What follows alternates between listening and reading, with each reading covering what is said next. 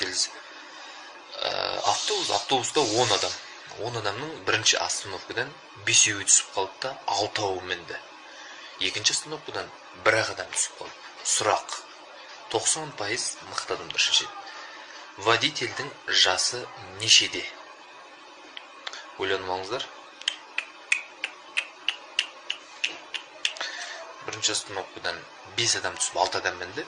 Екіншісінен 1 адам түсті. Водительдің жасы нешеде?